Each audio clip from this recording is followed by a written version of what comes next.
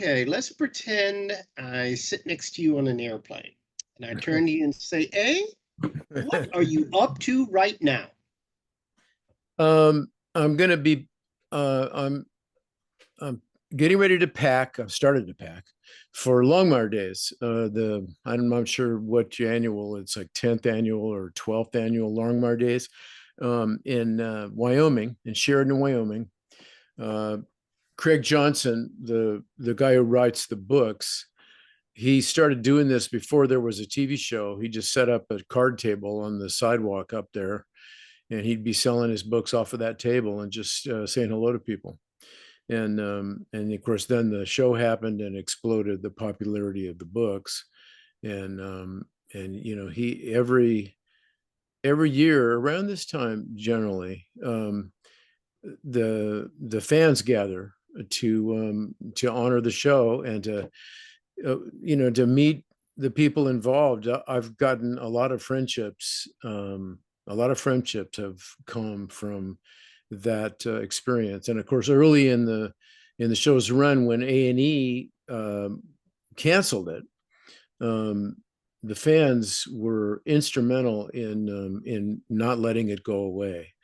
Um, the truth was that A&E, they badmouthed it, but before they badmouthed it, they tried to buy it. So, so they actually liked it a lot more than they were letting on. But they, you know, Mhm. they afterwards they started saying, well, we don't want this show because it only old people like this show. Just a fabrication. You could say the audience skews older, but a lot of young people have come up to me in the years since that show started and said, "Hey, man, Jacob Nighthorse." It's just, it's just been it's a wonderful show, and it's still on Netflix. It still has legs, still does good business. And the story I heard is that Netflix wanted to buy it too, and Warner's was not selling. So I'm doing that. I couldn't go last year. I was actually going to go last year with my family. We were going to do a concert.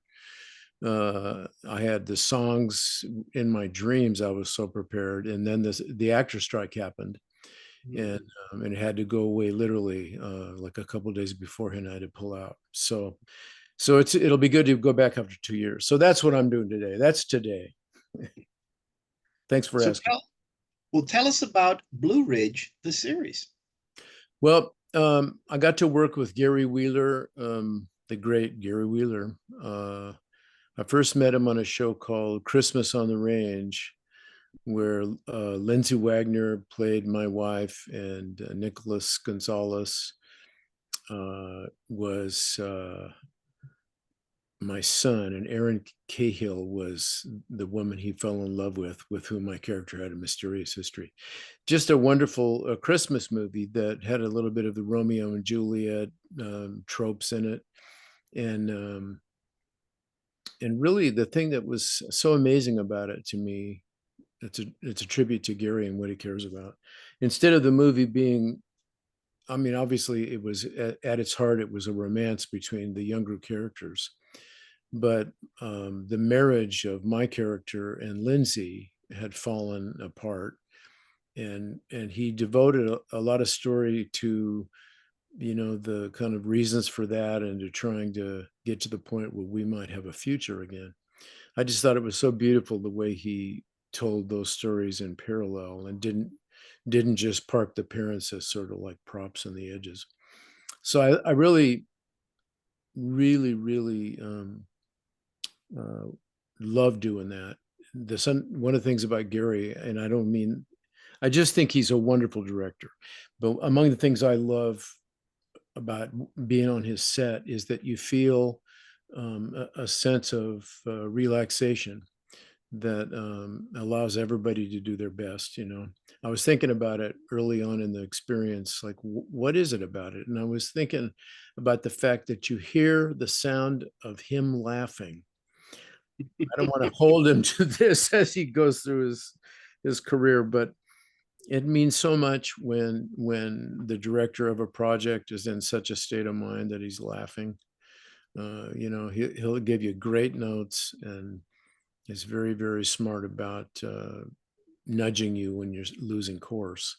But but he just has a sense of joy in it. That's, he's a cinephile. He knows movies in and out, and he's really, really grateful that he has a career in it, and he just, that gratitude is just apparent at all times. So I love working with him.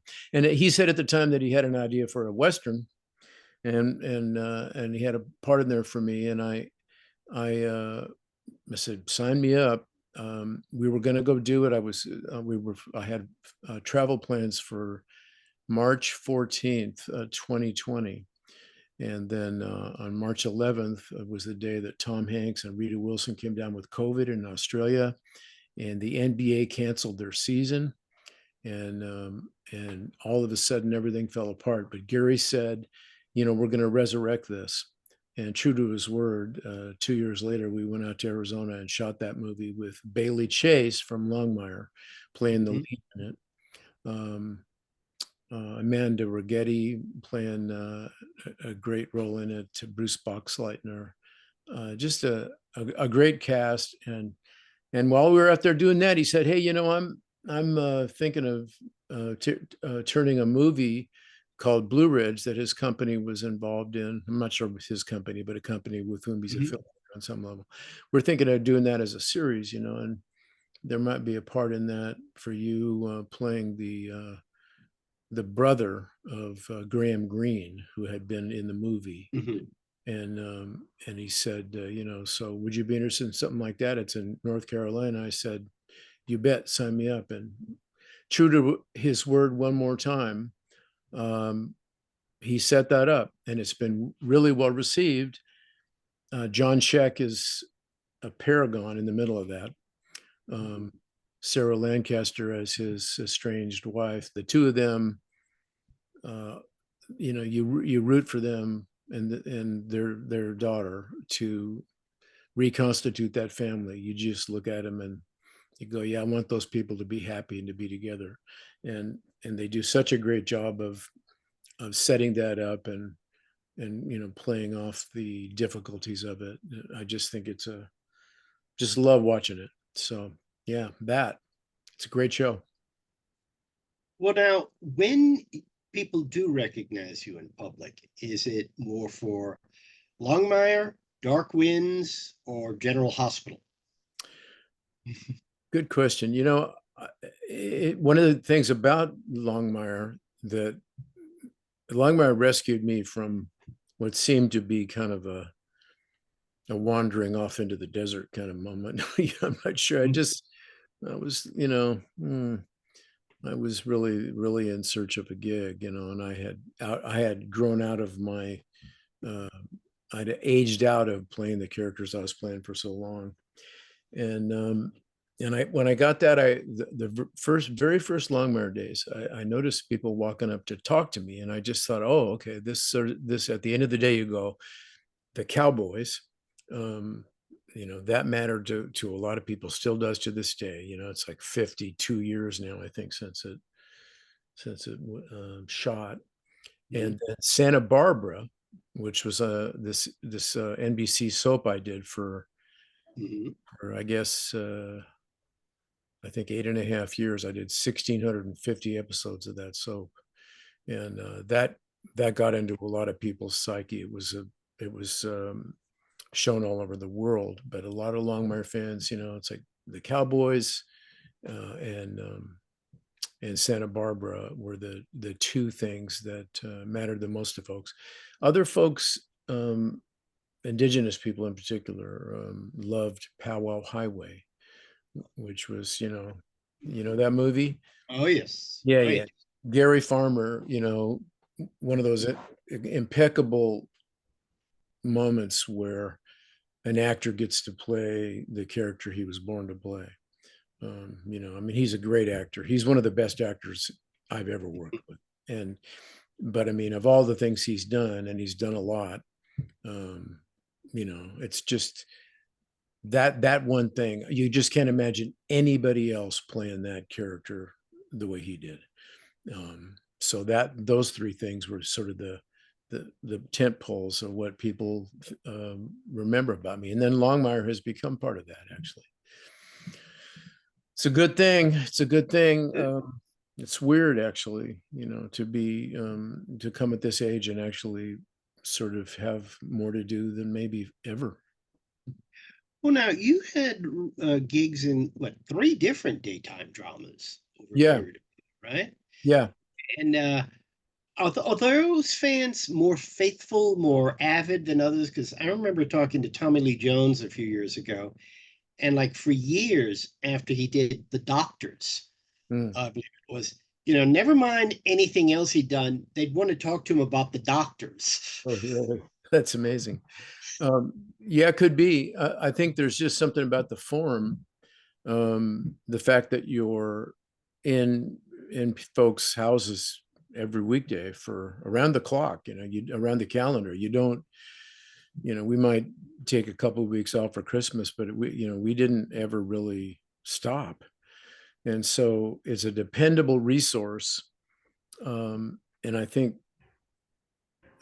we did a reunion in 2019, November 2019. We went on a cruise. We Lane Davies, who played Mason Capwell on that show, he spearheaded it, and he set up this cruise and people came from all over the world. It had had this international distribution, and the thing that was common about it was um, the folks that were deeply enough in love with it to actually pony up to go on a cruise. They would say, they would tell the stories about how difficult their lives were at the moment this became available to them. People that were really hurting. And I think if you're going to devote 5 hours a week to something, there's got to be a compelling reason.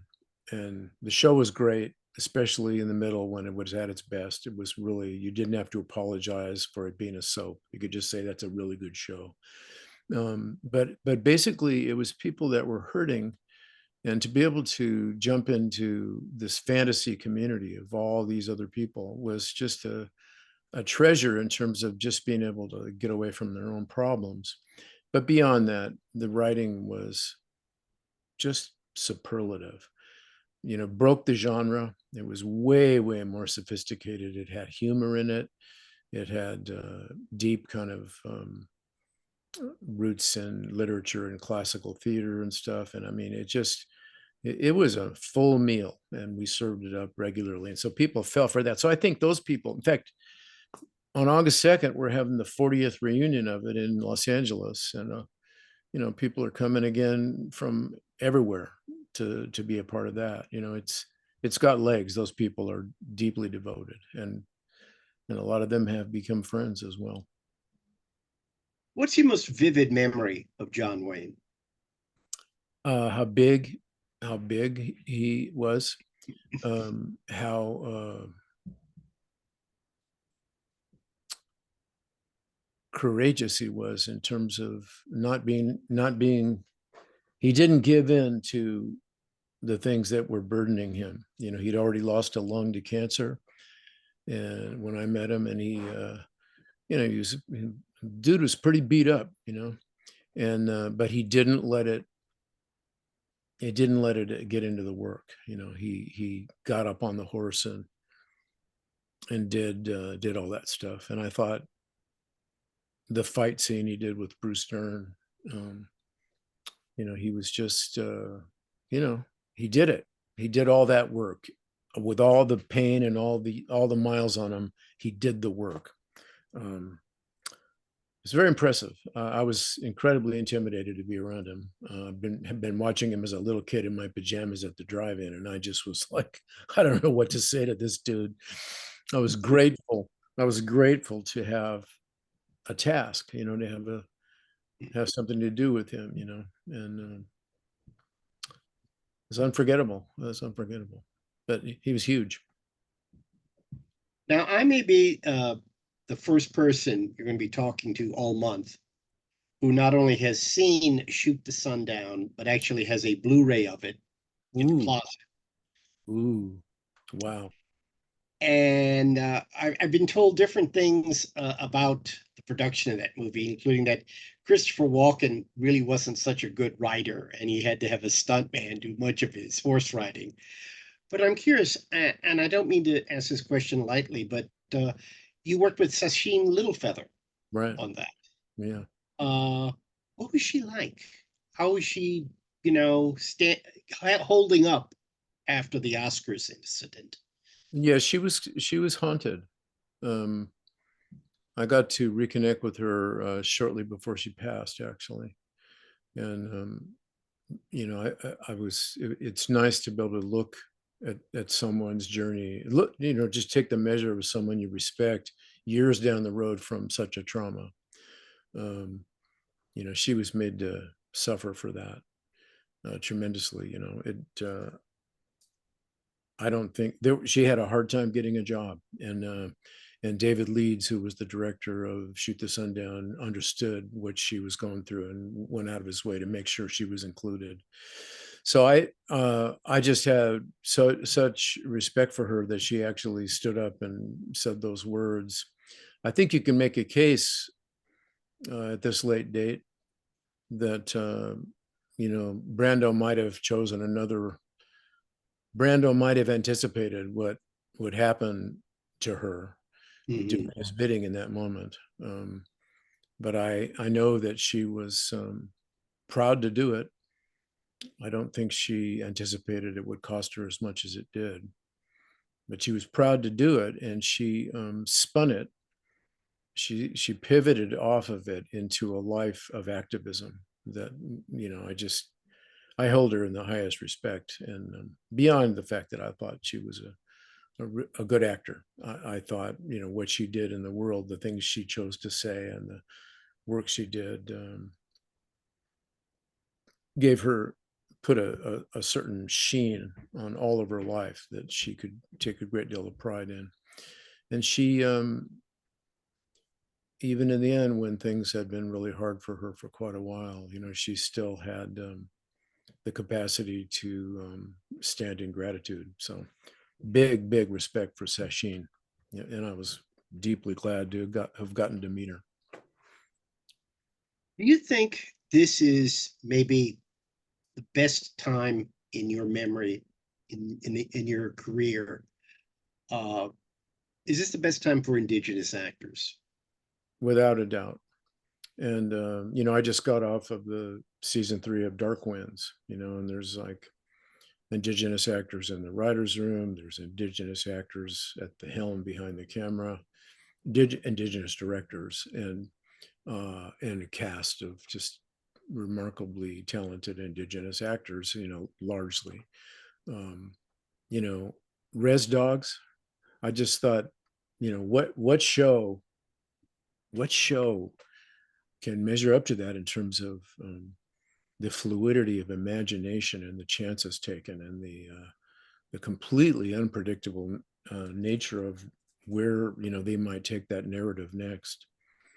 I just got to have Fourth of July. I got to go to a gathering in Santa Fe. It surprised me. I had no idea, but Wes Studi and Gary Farmer were both at that picnic, that cookout, and I had just been harboring. There was a scene in the last season of Res Dogs where the two of them are taking a curse off the kids, and they're standing at the edge of a river, pretending to take the curse off, and they're really just litigating their past grievances with each other, and it was so hilarious, and you kind of go, how did who came up with that and how, just so wonderful. So yeah, I think it is the best time.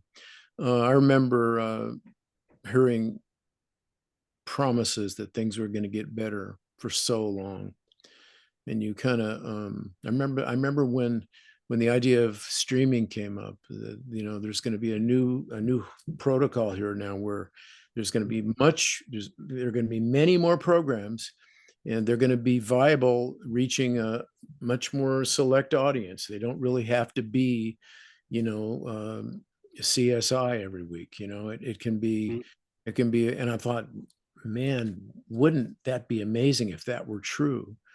And of course, it has come true. Um, and I'm I, I pray that it's not going to come undone in the face of the retraction financially that's currently underway, and also just the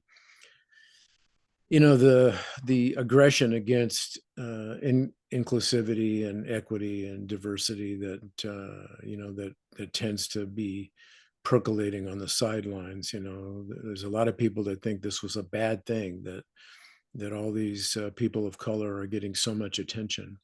You look at television now sometimes and you just go, I can't believe how many how diverse the people you get to watch now. It's like, I just, it's so radically different than it was. And of course, and it's upsetting to some folks, but I'm grateful for it beyond. I mean, I would not be able to be working if it had not happened. And it did. So yeah, this is the time. It's a sweet time. Well, sir, I hope that you keep enjoying this good time. And I hope to be seeing a lot more of you and a lot more projects. And thank you for the words. Thank you, brother. Great talking to you, man. Have a good Same rest. here.